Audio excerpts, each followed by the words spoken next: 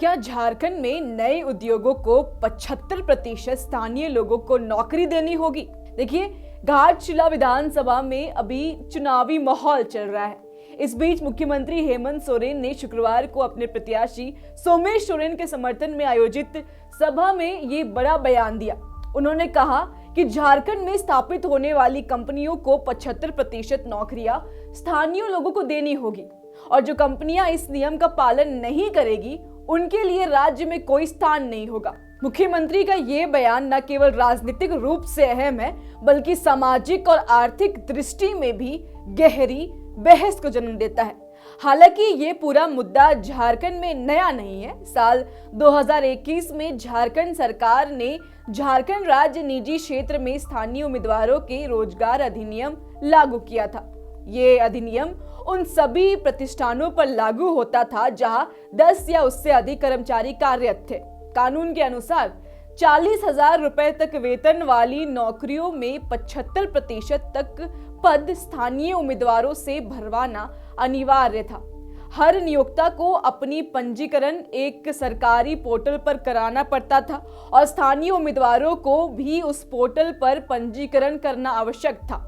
इस कानून का उद्देश्य झारखंड के युवाओं को राज्य में नौकरी का अवसर प्रदान करना और पलायन को रोकना था, क्योंकि लंबे समय से शिकायत दर्ज हो रही थी कि राज्य के नियोक्ता बाहरी राज्यों में कर्मचारियों को लाते हैं जिससे स्थानीय युवाओं को मौका नहीं मिल पाता है। हालांकि इस अधिनियम के कार्यान्वयन पर झारखंड राज्य उच्च न्यायालय ने रोक लगा दी थी।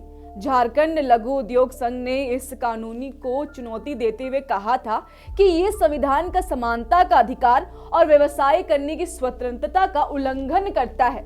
अदालत ने भी माना कि यह कानून स्थानीय और गैर स्थानीय उम्मीदवारों के बीच अनुचित भेदभाव करता है और नियोक्ताओं को स्वतंत्र नियुक्ति की क्षमता को सीमित करता है।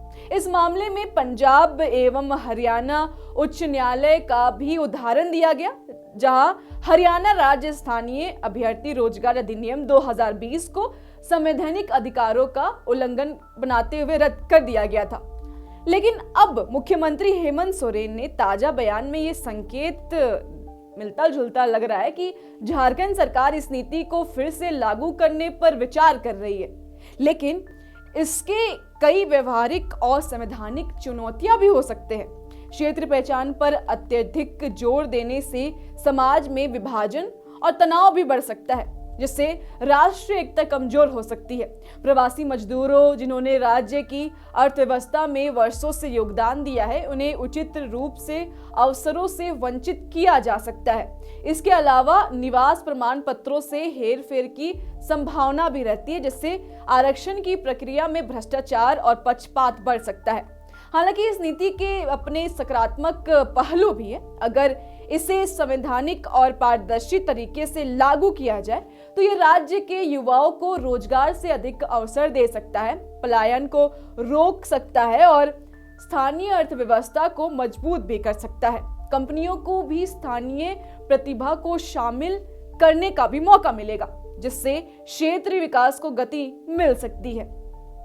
लेकिन अब ये मुद्दा बेहद संवेदनशील है और संतुलन की मांग भी करता है। तो अब झारखंड सरकार को ये सुनिश्चित करना होगा कि स्थानीय लोगों को अवसर मिले, पर साथ ही साथ उद्योगों की स्वतंत्रता, प्रतिस्पर्धा और संवैधानिक प्रावधानों का उल्लंघन ना हो। तो आने वाले समय में ये देखना दिलचस्प होगा कि सरकार इस दिशा में क्या ठोस कदम उठाने वाली है और क्या ये नीति सचमुच झारखंड के युवाओं के लिए रोजगार का नया रास्ता बन पाएगी या नहीं। खैर, ऐसी तमाम जानकारी के लिए बने रहिए लोकतंत्र 19 में। मेरा नाम रितिका शर्मा था। जोहार।